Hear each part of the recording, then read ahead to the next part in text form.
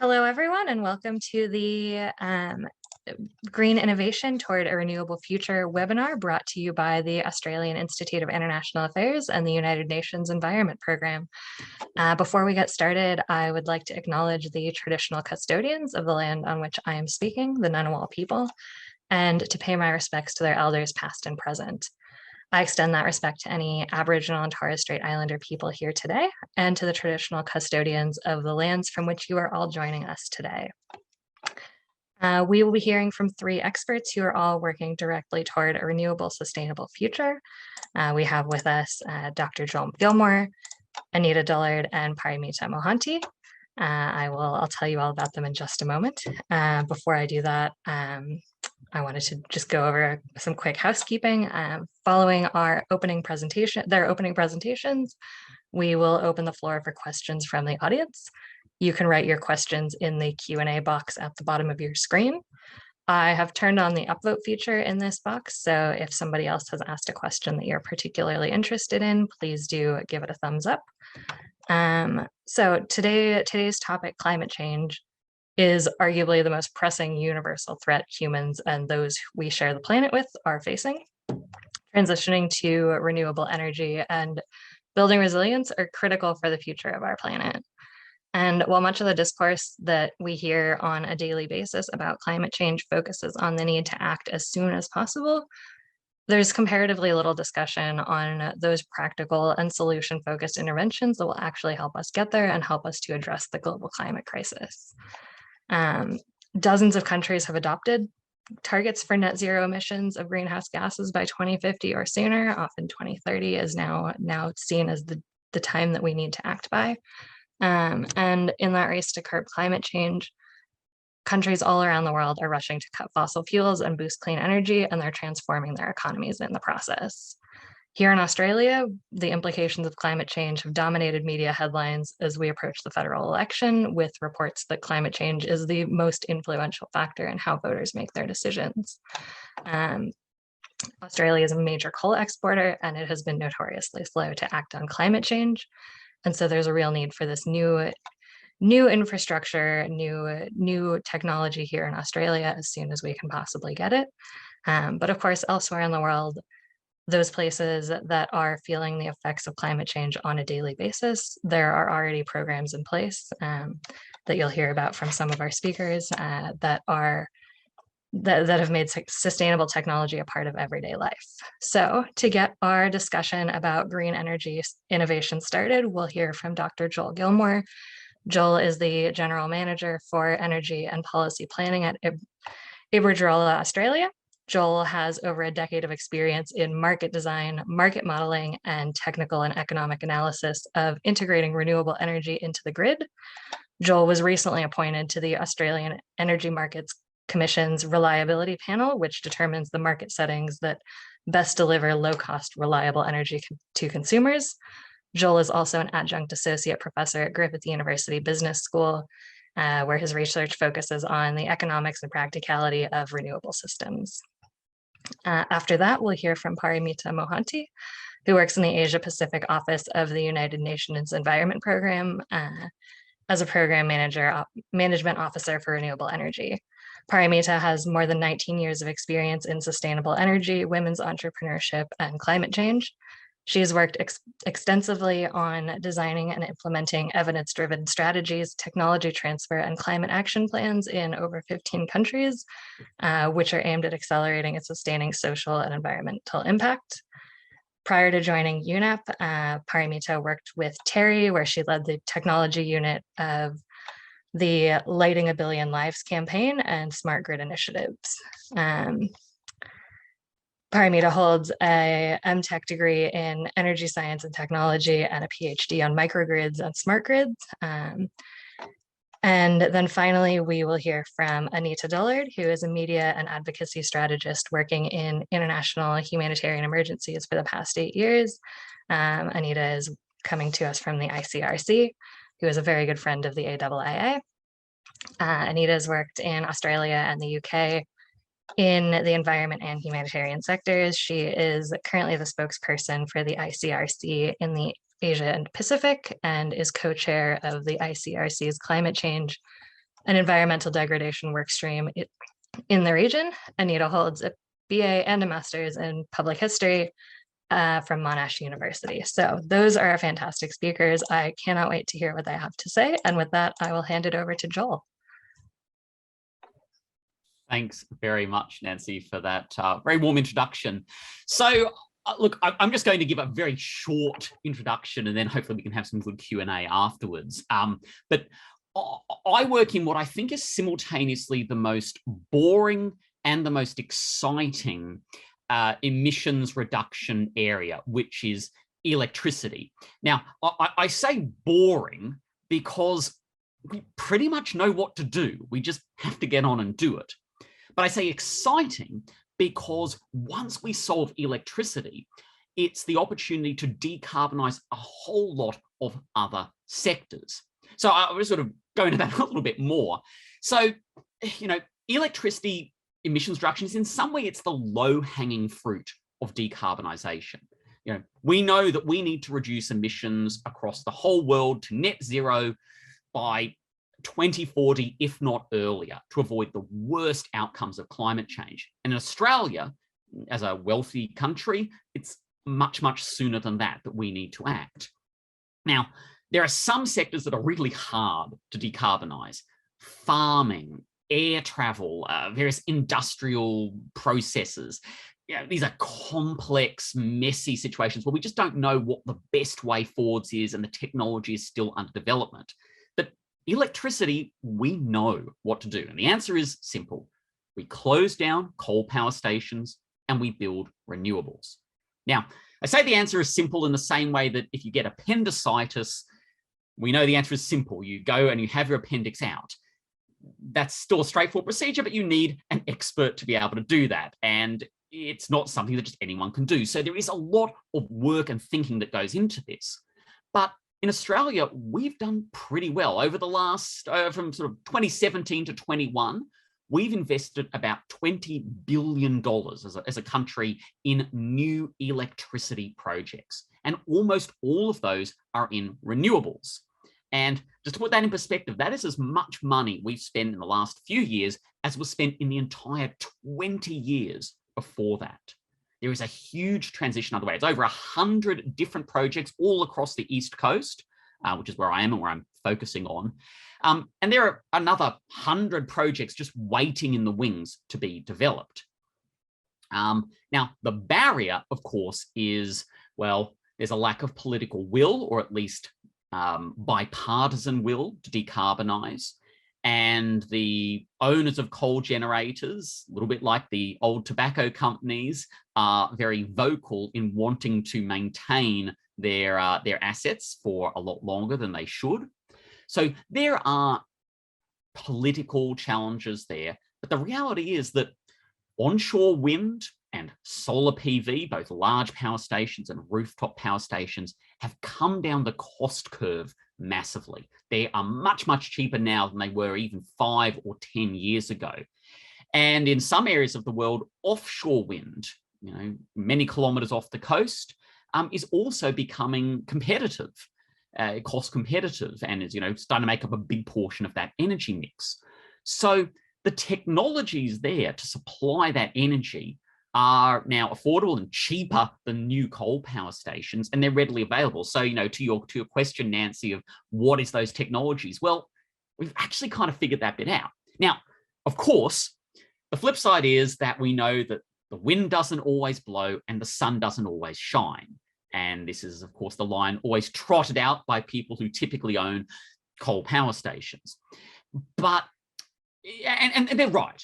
We know that wind is now a variable resource. So whereas you would previously, as a grid operator, have to manage the variability of demand, people turning on the air conditioners when they come home. In the United Kingdom, at the World Cup, the Soccer World Cup, every time there's a goal, the power demand spikes because everyone goes and turns on their kettle for a cup of tea. You can see it. You can actually track each goal in the underlying demand. It's fascinating. Well, so we've gotten very good at managing variability in demand, but we now need to do this for supply as well. And that means that we're going to have firming technologies, technologies that we can bring on around the wind and the solar that provide most of the energy. And this is something that I spend a lot of my time thinking about and working on for our portfolio of wind and solar projects, is how do we firm that up so we can take our variable wind and solar and give flat energy, or whatever energy a customer needs.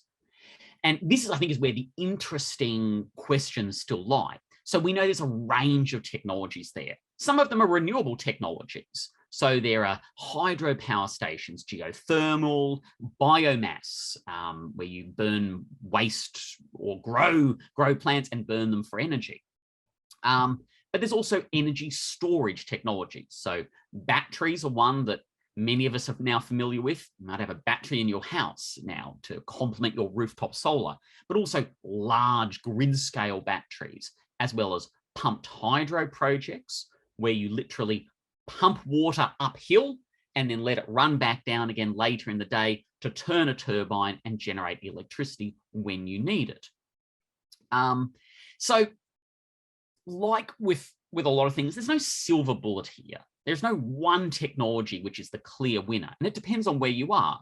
Now, we know that there's going to be a mix of wind, which is quite variable, and solar, which is quite predictable, but only during daytime. Then we're going to add probably some shorter term batteries with 1 or 2 hours of storage to manage those little bit of fluctuations hour to hour. We'll have some bigger batteries, or maybe some pumped hydro, to help shift solar power from the middle of the day to the evening peak when the air conditioning or the heating or the cooking loads come on. And then finally, we'll probably have some long duration storage, like some big hydropower stations, to help manage variability across months. And I say this as a die-in-the-wool greenie, maybe a little bit of gas power. In the short term, natural gas; in the long term, hydrogen or green, green gas, zero emissions gas, just to help firm up those really worst days. 1% of your total energy maybe coming from something like that. And every country will have their own optimal mix of capacity. So New Zealand and Brazil have a lot of hydropower. Iceland has a great geothermal resource. A country like Singapore, massively space constrained. There's not a lot of space for a wind farm onshore, and the shipping in the area means that wind farms offshore is challenging. Which is why there are proposals, and very serious proposals, to build a giant power line from the middle of the Australian outback, across the country, under the sea, all the way to Singapore, to supply low-cost solar power from Australia to Singapore. And so there's going to be a broad range of solutions, but to some extent, we all kind of know what we've got to do. We've just got to wait for the political will to get on with it, which is why I say it's boring. This is the routine surgery part of being a doctor. What, however, is really exciting is once we solve electricity, it opens up a whole new world of other problems that we can solve. So transport, how you capture emissions from a petrol car or switch to green petrol, that's hard. But switching to electric vehicles is something we can do right now that charge from the grid. And then it's a problem we already know how to solve. We just have to make the grid green, and then the cars are green. In the same way, industrial processes like steel, green steel, that's hard. But if you can make, because it uses coal and it uses a lot of electricity, but if you can make electricity green, and then you can make hydrogen out of your green electricity, now you can solve the problem of how do you get zero emission steel. Cooking, heating, all of these problems, once we solve electricity, it helps you solve a whole lot of other areas. And so that's why I think this is a really exciting area. And it's not the only area by any stretch, but once we solve clean renewable energy, and cheap clean renewable energy, then we can unlock a whole lot of other areas. And then we can focus on the really hard part of decarbonisation and all the associated questions about how we ensure equity across the world. So I guess that's a little bit about where my thinking is at, and really look forward to any questions about that in the Q&A. Thank you, Joel. That was really optimistic. I love that. Next, we will hear from Paramita. Thanks, Nancy. And hi, everyone. Good morning, good afternoon, depending upon the location, wherever you are. And this is my privilege to be here and interact with all of you. There is already a very interesting and exciting presentations or remarks from Joel. So this is really interesting. I have few slides, so I would like to share my screen here, and will bring some of the aspects of renewables here.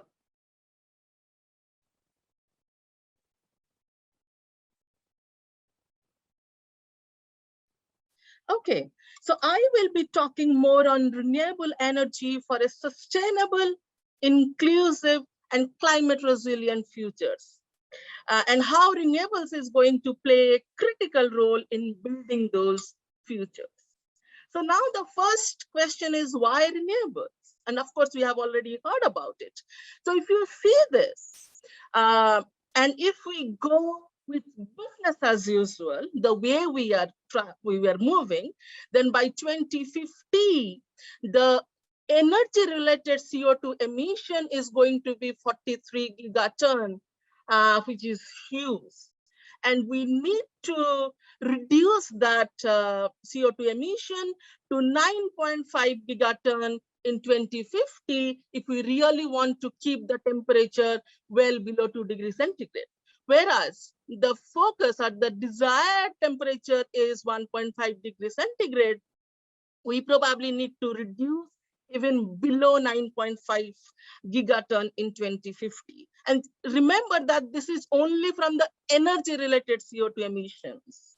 So we have to act fast, and we have to focus on certain energy intensive sector, such as buildings, transports, power, industry. Those are the sectors where the focus should be to reduce the CO2 emission as much as possible. And renewables and energy efficiency plays a critical role in those sectors and can reduce the CO2 emissions.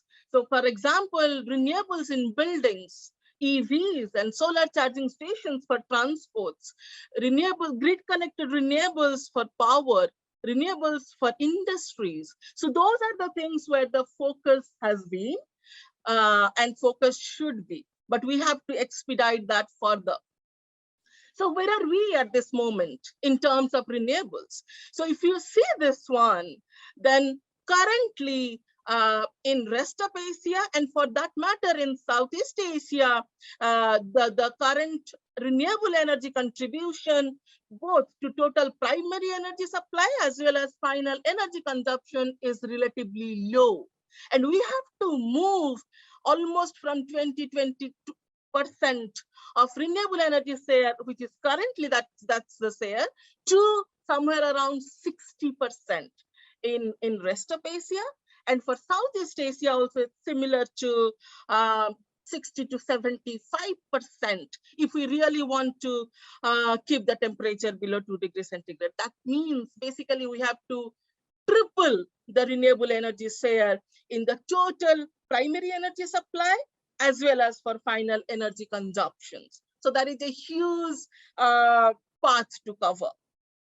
So now the point is, what needs to be done to achieve that pathways? So we need certain things. We need access to technologies. We need access to finance and investment. And we need access to skill sets and business networks. Of course, as mentioned by Joel, the technologies are available. We need to implement those in a more sustainable manner. So some of the technologies which he has already covered, probably I will not explain or elaborate that further, but we have technologies. You can see these things here. We have utility scale PV, floating PV, agri PV. So floating PV and agri PV has been so important, particularly for those areas where the land availability for renewables is an issue, is a challenge. So there we have been putting floating PV, agri PV, so that we can optimize the land use pattern and at the same time use the cleaner source of energy. We have solar thermal technologies for different applications, be it for air conditioning or cooling, water heating, power generation, drying. So we have all those options available. We have wind, we have geothermal and biofuel. So those are the technologies which are relevant for this region and are available. And the cost of all those renewables are reducing drastically. So we have solutions. We need to implement those solutions.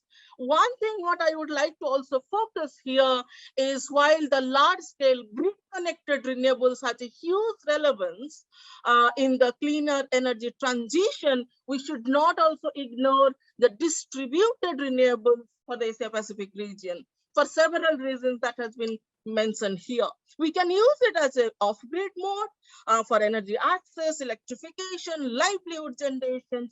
We can also use it as on-grid for energy security, for demand-side management, and for addressing air pollution, for example, solar charging station for electric vehicles. So those are different options available. We need to use distributed renewables for socio-economic development, creating local jobs and empowering the communities. That's equally important. With decarbonizations and energy transitions through large-scale renewables. Again, distributed solar, it has variety of applications. As I mentioned here, it can be used in rural, urban, islands, so different combinations. We can have renewable energy-based cold storage for food security. We have renewable energy for ICT or IT applications. There are several applications that can be considered for health clinics. So those would also make the whole things much more resilient and inclusive. I have already given the examples. So these are some of the examples, and some of these are also what UNEP is working on at this moment in various countries. So probably now what I would like to do, just because of paucity of time, we can discuss further probably in the question answer session, but I specifically bring one of our projects called Empower and try to see how renewable energy is used as a tool for climate resilience and women entrepreneurship development. This is a project jointly implemented by UNEP and UN Women and funded by SIDA, Swedish International Development Agencies. So under this program, we are of course working on 3 different countries, and we also have a regional components. And the focus of this program is how to create entrepreneurship, women entrepreneurship through renewables. And once we create that, how can we sustain those businesses? And how can we upscale women's and energy enterprises and make sure that women's participations are happening equally in energy transitioning processes? So what we have focused upon is we are working on access to finance, creating enabling environment through policies and programs, business development services, market linkages. So all those different aspects, what we are doing under Empower project. And who are those important stakeholders? That's also very important to see if we have to build an inclusive renewable energy-based interventions. So we have to involve all different stakeholders, being it service provider, financing institutions, CSOs, national, subnational governments, and most importantly, the communities for which the solution is going to be developed. So we have to have a multi-stakeholder, multi-experts interventions to come out with more integrated approach for renewable energy-based entrepreneurship. So that's something what we are doing under Empower project. And we are focusing on policy and plans, capacity development, business models, and access to finance. Maybe I will talk more on this in the question answer sessions, but what we have done so far is this picture. So we have already implemented number of interventions. We have created 40 different kinds of enterprises. For example, solar drinking water and being run managed by women. So like drying options, water heating, for noodles drying, for fish drying, for fruits drying, different kind of option. And you can also see the solar mobile irrigation system. So you can cover more lands through this innovative mobile irrigation facilities. And different kind of options what we tried, and we involve women, build their capacity so that they can manage this kind of enterprises in future. So these are some of the examples from different countries, and what I would say that women's energy enterprise is gaining traction, but significant scaling up is required, for which these are different suggestions, recommendations that we need to generate more, mobilize more funds. We have to create skill sets, we have to build networks, and we need to work on policies and strategies and link these kind of interventions with national schemes and programs. This is my last slide. So some of the key takeaway points. For clean energy transition, it needs to be sustainable, inclusive, and resilient. While large-scale renewables plays a very critical role, distributed renewable energy also plays an important role in overall energy transitions. And to upscale renewables or distributed renewables, the most important factors are access to technologies, finance, skill sets, and data. We need data sets. We need how these systems are performing, and those inputs needs to be fed back for policy and program formulations. Then only everything would be much more sustainable and inclusive. We need to influence the policy change by linking climate resilient development with gender equality with renewables. Access to finance has been one of the most important points, and we have to have different avenues and methods to bring affordable finance for renewable energy implementations. And there are several examples. We need to expedite that. And access to skill sets and digital technologies must be brought in to improve the clean energy transitions. So if we would be able to do this, and if we do it in a more inclusive manner, then we can make sure that no one will leave behind when we are transitioning towards a more cleaner, sustainable, inclusive future. So with this, I will stop here. So for further communication, of course, we can interact more on this, and I'm really looking forward for the interactions today. So with this, I will stop here. Thank you so very much to all of you for your attention. Thank you. Thank you, Paramita. That was a really interesting discussion about what is available and how that's becoming part of people's lives. And now I'm so excited to hear from Anita. Let me just unmute. Classic Zoom behavior. Thanks everybody, and it was great to hear from Joel and from Paramita too. And the opportunity to discuss this today is really important because how we transition in terms of greening the operations in humanitarian sector and also addressing climate risks within our programming in sustainable ways is really at the top of the agenda for ICRC, as it is for many humanitarian actors across the sector. So I wanted to start a little bit perhaps by setting the scene of what some of the challenges are when it comes to innovating on climate in the humanitarian context. And so it was great to hear from Joel and also Paramita around the technologies that are available. But when we reflect on the situations where we work, actually, you know, these are countries that do not have access to an energy grid, who are really struggling with basic infrastructure. So their baseline is extremely low when it comes to having access to energy in the first place, let alone transitioning to more sustainable and renewable sources. And so I work for the committee of the Red Cross, and we're primarily focused on working in situations of conflict and violence. And we're working with communities and authorities who are really left out often of the climate agenda. As Paramita said, you know, we really have to reach all communities and make sure that no one's left behind, but we see that continues to happen. So an important statistic that we often refer to at the ICRC is that of the 25 countries that are considered to be the most vulnerable or the least able to adapt to the threats of climate change, 14 are also enduring armed conflict. So a couple of examples of what that looks like. In Sittwe, in Myanmar, we see that fighting is causing people to be displaced from their homes at exactly the same time that rising sea levels and coastal erosions are affecting the availability of drinking water. In Mindanao, in the Philippines, the changing climate is impacting traditional farming practices, and that reduces, of course, the income and also access to food of those farmers and their families.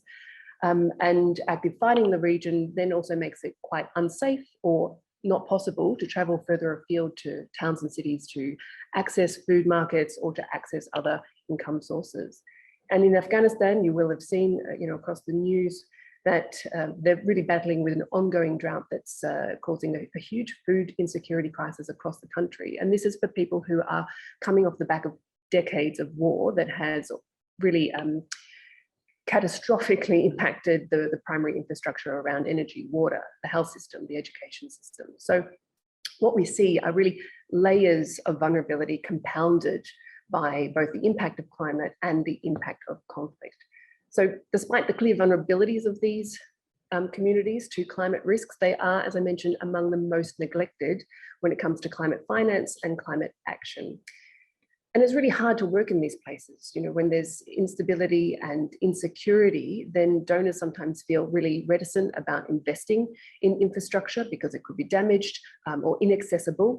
And we just don't know which way it's going to turn. So I loved Joel's boring but exciting. And I think that we'll perhaps frame it a little bit more earnestly and say that these are the interventions that we're trying to make are small, but critical. So where does the humanitarian sector come in promoting innovations like renewable energy?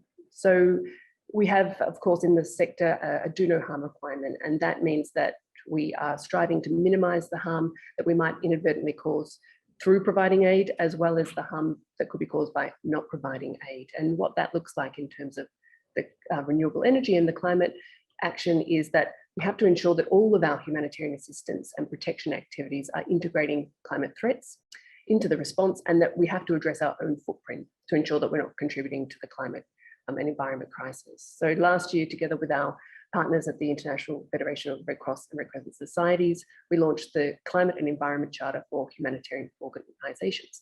So the charter is designed to galvanize and steer collective action, and it represents a high-level commitment from the humanitarian sector to adapt our ways of working and collectively address the crisis. And of course, it's just a first step. So for instance, at the ICRC, we've committed to factor in climate and environment risks to all our programs by 2025. And by 2030, we plan to have reduced our greenhouse gas emissions by at least 50% compared to our 2018 levels. And more than 150 organizations have signed the charter, and they include large international NGOs, local NGOs, and also national Red Cross and Red Crescent societies. Okay, so what does innovation look like? We often at the ICRC are turning to solar power, which has come up time and again this morning. And so a couple of examples of what this looks like, and apologies for not having images that might make this a bit more interesting visually, but so we look at the installation of solar powered water pumps and grain mills or refrigeration units, and we do that in places like Eritrea, in Mali, in Mauritania, and other places, primarily on the continent in Africa. We're distributing solar lamps, so perhaps in places like Bangladesh, at Cox's Bazar, that means that people are not having to turn to other fuel sources or forest firewood. One of the bigger initiatives that we have is the installation of solar panels providing electricity at healthcare centres. And so, for instance, we're scaling up our use of solar power in Kandahar at the Mirwais Regional Hospital, which is somewhere we've been working for a couple of decades now. And that will mean that 40% of the hospital's electrical needs will come from solar. Other examples that aren't solar are really around the provision of home insulation materials in countries that have a colder climate to reduce the loss of heat during winter. We're also distributing biogas units to farmers. So for instance, in Gaza, this means that they've got both a source of clean and renewable energy and a more environmentally friendly fertilizers. And we also do a range of work around water conservation. And of course, this is less around renewables, but it's really sort of points to some of the low tech, if you like, innovations that we are trying to implement to reduce the threat of climate change and have more sustainable humanitarian practices. So that's things like using pond covers in Rakhine State to reduce water loss and simple things around reducing the contamination of water sources, keeping livestock and other animals out of the area. And in Iraq, actually, we have rehabilitation programs around water pumping and treatment stations and to help secure the irrigation systems. So that's really on the program side, because of course there's the overlap of how do we have more sustainable practice in terms of the assistance, but also for our own premises, our own fleet, there's a lot that we are and we can be doing as the ICRC and as the sector. So internally, we're working to reduce the greenhouse gas emissions of our activities. And some of those areas of work include, well, I want to come back and say that it's not obviously just the tech, there's also the behavioural change component as well. So COVID forced a lot of that behavioural change. We had to stop flying immediately and we had to look at alternative sources. But as we resume a lot of our activities and move into this next phase, we're looking at making sure that all of our staff have a greater understanding of the sustainability mechanisms and understand processes so that they're in a good place to make that change. So then we're looking at the practical energy improvements and the investment in renewable energy. Across 7 countries where we have our highest energy consuming operations, we're looking to transition from diesel power generation. Almost 50% of our diesel of our energy is diesel. And the objective is to reduce by at least 40%. And then we're testing, it was really interesting to hear about electric cars. We're testing where we can, the transition in our fleet to electric cars in Kathmandu and New Delhi and Nairobi. And looking at how we can create microgrid to connect it, of course, to the solar installations on our premises roofs. Lastly, I wanted to really come back to the idea of partnership I mentioned in terms of the charter. So really, this is where it's at with the humanitarian sector. We can't do it in isolation from each other, and we certainly can't do it in isolation from the rest of the sector working on climate innovations. So we've launched a Sustainable Supply Chain Alliance, and this is an alliance that works together to ensure that quality management across social and environmental safeguards are in line with international standards, and that becomes a baseline for all of the actors within the international Red Cross and Red Crescent movement. And then another is our work to adapt a carbon footprint tool for the use of all humanitarian organizations. And Paramita mentioned, how important data sets are to understand our impact. And this project started last year, and there's 46 organizations who are interested in doing it. And we work together with ECHO, which is the EU's humanitarian branch, to agree the specifications of how and what carbon emissions should be accounted for in the humanitarian sector, and then to look at how we can provide a free and accessible tool and the training for other humanitarian actors who are interested in using that. So perhaps to wrap up, I think the top line for the ICRC and for the sector is that communities living through conflict and other humanitarian crises are really on the front line of the climate crisis. They're ultra vulnerable and not nearly high enough in the global agenda. And climate finance and assistance to adapt are too often completely out of reach. So it's really an imperative that the humanitarian sector is aware of our responsibility to respond to the humanitarian consequences of climate and also to reduce our environmental footprint. So I might stop there, and I'm really looking forward to having further discussion. Thank you so much, Anita. Thank you to all of our speakers today. I will launch into the Q&A with a question from Seamus Dove, the Assistant Editor of Australian Outlook, because it's one that I too am very curious about. So we've talked about top-down approaches to energy innovation and implementation, clean energy implementation. We've talked about bottom-up approaches. How significant is the role of the consumer in combating climate change? How significant is our own contribution, or is it really only the behavior of states and big companies or big organizations that have broad reach like the ICRC that will bring in this transition? Joel, I'll give it to you to take off, and then Paramita and Anita, you can jump in. Sure. Well, look, I'll take a slightly controversial view then. So there is clearly a role for us as consumers.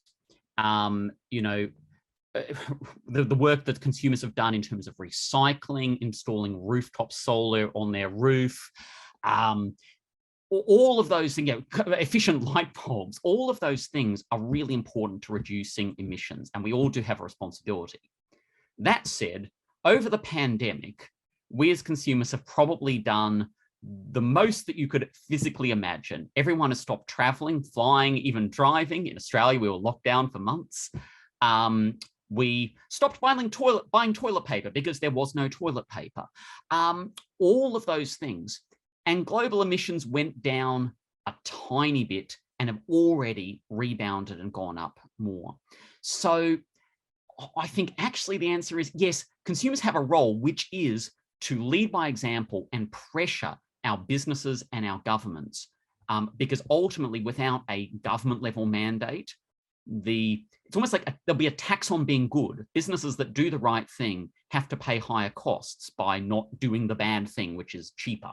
So we need to make sure that doing the good thing is the cheapest. And that is a role for us as consumers by saying we won't buy the bad products, but also a role for governments. And we should not let our governments off the hook here. We shouldn't let businesses say, well, you know, why have you thought about, you know, turning off your lights for 1 hour of the year?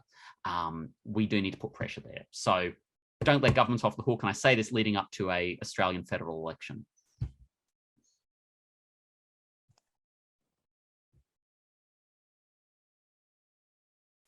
Maybe I'll add to what Joel said. This is such a huge challenge that there is no one sector or one stakeholder groups who has to take the whole responsibility. In fact, it's the responsibility, it's the collaborative contributions to address the climate change. So government has its own role to play to create that enabling environment for businesses, for private sector to come forward and leverage more resources into that. But at the same time, consumers also has to play their role in understanding the challenges and the expectations from them. And of course, as we mentioned already, the digital technologies, transformations, data sets, and those kind of things would support in the decision making for the consumers. So we have to provide all those decision making tools and toolkit basically to different stakeholders to take the decision more effectively and appropriately, so that the transition can happen more collaboratively. So I would say consumer has their own role to play, businesses has their own role to play, government has their own role to play, and each one of us need to understand that and join hands in this bigger issues of cleaner transition. And I might come in just to compliment there to say, there are also, there's a role to play in supporting people to be able to make transitions. So there's a lot of people who don't have the resources, who simply don't have the opportunity to change their behavior because they're doing what they can with what they have. Obviously, I'm thinking particularly of the communities that we're working with. So it's really quite, a whole ecosystem, if you like, of support that we need to provide, and some individuals simply won't have the opportunity, which, as we discussed earlier, it's so important that the resourcing from states and others is getting to the furthest reaches. That's a great point, Anita. I mean, even in Australia, obviously, is already everyone a very good privileged position, but rooftop solar has been an absolute boon for households that have the ability to install rooftop solar. And there is a subset of typically lower socio-economic status people who are renting or living in an apartment who don't have access to a roof or the capital to be able to install solar, and have instead actually been paying for solar panels on other people's rooftops. Now, that's not to say that the rooftop boom hasn't been great. It has, but we need to make sure that people aren't left behind, to be the most vulnerable people who might be in energy poverty. That's fascinating. I am one of those renters who would really love to be able to use my roof for solar panels. From the Q&A box, we have a question for Paramita, but I would also like to extend this to Anita as well. What factors do you think are the most essential for increasing the empowerment of women in the environmental space? I'll also expand that out to increasing the empowerment of local members of vulnerable communities. What reforms do you think are needed to make those transitions and provide that empowerment? This is definitely a very interesting and very relevant question, actually, specifically for energy transitioning, as we all know that gender inequality is so prevalent in energy sector. And of course, there is lots of attentions and movements on how can we bring gender equality while moving towards more greener and sustainable energy future. So few of the things from our own experience and from international experience, what we can say, and where the focus should be for bringing more women participation in energy sector is we need definitely enabling policies and programs. So we need to have gender inclusive energy policies and programs, and the regulators, the energy planners, the policymakers needs to also understand and equipped enough to know how that gender mainstreaming can happen, so that the actual policies would be much more gender inclusive.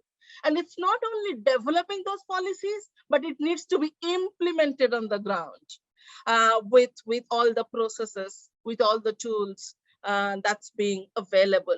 It's also important to bring women's for businesses. It's not that women are only the consumer of electricity. So it's not that they are only the beneficiaries, but they can also be the consumers of electricity. So we have to create that enabling environment. We have to provide them with technologies. We have to provide them with skill sets, with access to finance, because currently financing institutions feels the risk involved with providing finance to women beneficiaries to start their businesses. So we have to come out with enabling environment so that equal affordable finance are also available for women for starting their businesses. What we also realize is the access to skill sets and business network. Normally, they don't have access to those investors or business networks to start with businesses. So we need to create that. We need to link them with. And most importantly, we also have to remove that barrier of socio-cultural, institutional barriers and the norms around gender or women to be involved in the energy sector. So we have to have those different aspects to be taken care of simultaneously in order to bring women, more women participations in energy sector. I would stop here. Anita must have lots of other points to add. No, I think it's a really good summary. And I would also want to kind of raise that part of the grounding of that is listening to these vulnerable communities. And I mean, even framing it as listening to vulnerable communities sounds hyper smug and patronizing, but you know, people know what they need. And to your point, maybe they definitely need knowledge and understanding and support to access and use new technologies and adapt new technologies. But the starting point really has to be for organizations like our own and governments and others to really be grounded in what is the reality, what are people seeing, one of the interesting things that we find in the research that we do, and one of the big reports that we launched more recently was one called When Rain Turns to Dust, is that people don't talk about climate change necessarily. This is not a language they use. They don't talk about eco-anxiety. Are they stressed about the changing environment and the reduction of income because their livelihoods is affected? Yes, but they don't call it eco-anxiety. We have to really be aware that this language that we use in a global context is not inclusive necessarily. It's not reflective of how people are experiencing the changing climate and the impact and the consequences, and that people have multiple threats to deal with. So it's not just rising sea levels or drought or whatever it might be. And there are pollution issues as well that people are having to deal with, and multiple threats to prioritize. So I think that we have to really get real and listen and be willing to adapt to the language that we're using in national and global fora, so that people can be empowered to participate in ways that make sense for them. That's a really interesting way to frame it. Joel, did you want to add anything to that discussion? No, I think this is one of the ones where I will listen and learn. Yeah. Well, from there, I would like to pose a question to you, Joel, from another one of our attendees, about mining companies who are shifting to becoming energy companies. Is that realistic? Will we see Rio Tinto in the solar power game anytime soon? Will they stop mining? What do you think? Look, I mean, I think the answer to all this is a little bit like we touched on before, is that businesses ultimately have a duty to their shareholders to make money. Terrible thing to have to say, but that's sort of at the end of the day. Now, that's always tempered by the fact that if they do bad things, they will not make money. So what we've seen is, you go back 10 or 20 years, no, mining companies didn't want any part of renewables because the most important thing for them, well, power was only a small input into a very big money-making machine. And so you don't want to mess with that small input. Whereas now, yeah, actually, they're a lot more aware of emissions. So we're seeing mining companies developing solar PV on site to actually improve reliability rather than running off diesel, which I know Anita touched on for communities before, and we're seeing that in a lot of places. It's actually solar plus batteries and maybe a backup diesel generator can be a really good solution. Iberdrola now supplies renewable electricity to BHP for one of their mines, which is helping them reduce their emissions by about 50% over the next few years. So I think there is, and I say this now, and how I said to BHP as a client, there is a reason to be, to take a critical eye at what businesses say and what they do. You want to make sure it's not just greenwashing, but I think there is a genuine renewed focus on how do they reduce emissions and play that role. The only thing we need to do is make sure it happens quick enough that we all benefit.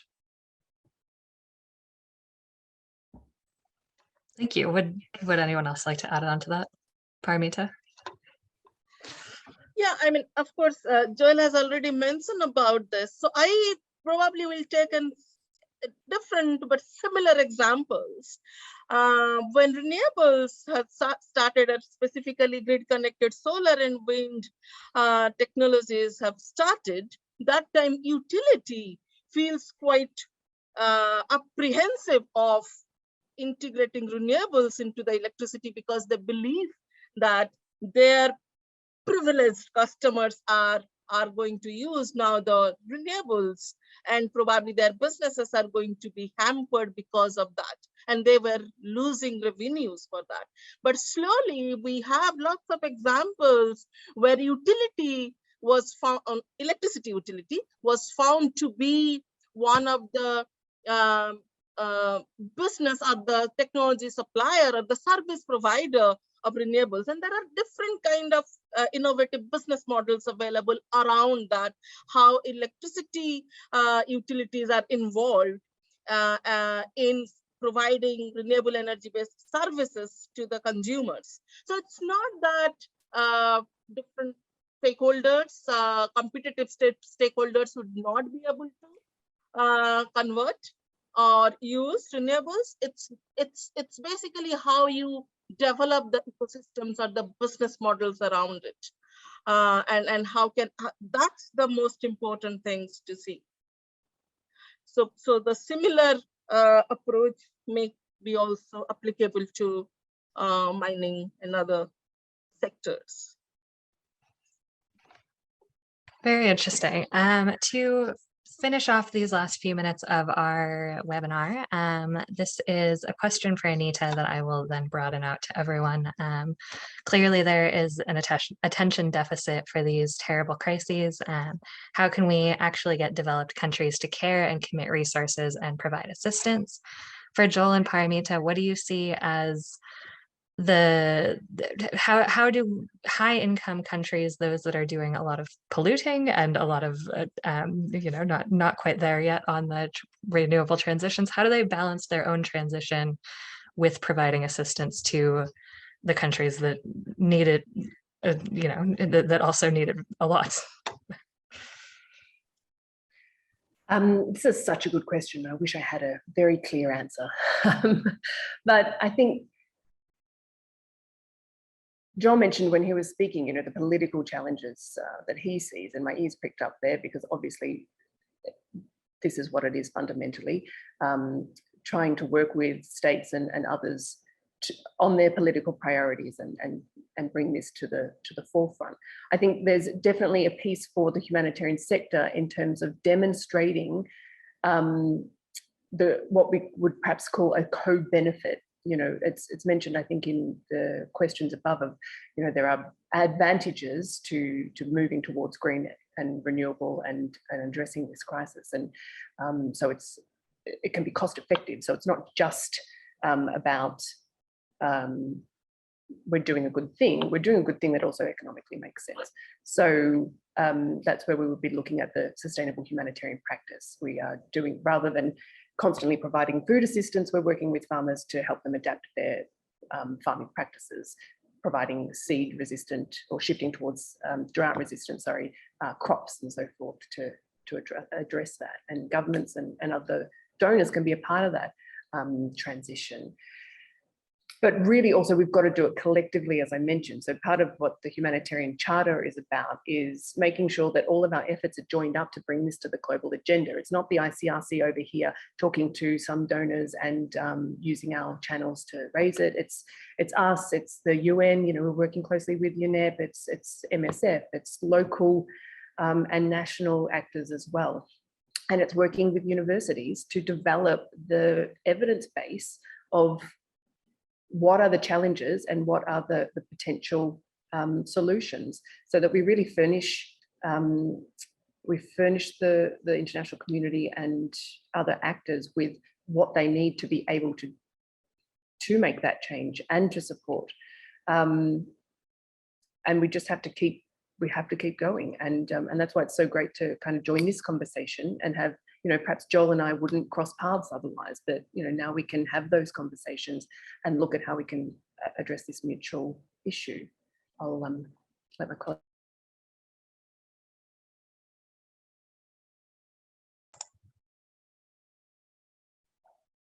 Go ahead, Joel.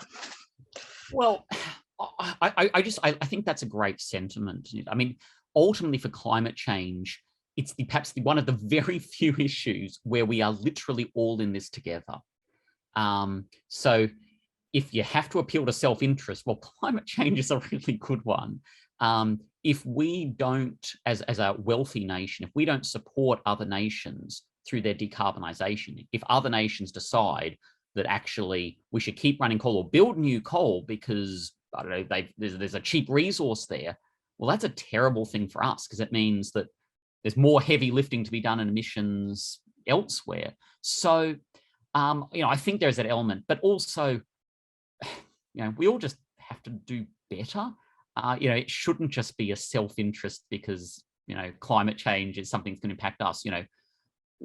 That support and that investment in countries all around the world is critical for improving the standard of living of the whole planet and helping to, I guess, raise quality of life, and also, you know, the quality of the debate globally. I mean, there's so many opportunities to, you know, for innovation to come out of many countries. It shouldn't just be Australia. We can invest in other countries and find who are those next brilliant innovators who will be the next Tesla, maybe not necessarily the next Elon Musk, because that's a bit of a double-edged sword. So I guess, you know, how do you do that? I don't know. But I guess if you look at a country like the UK, climate change is no longer a partisan issue. In fact, both parties are competing for how can they best advantage across all of EU. There is that sort of support there. So it'd be nice to get agreement on the science and then argue what's the best way to do this. And I think a huge part of that answer is investing in our regional neighbours and helping them to grow.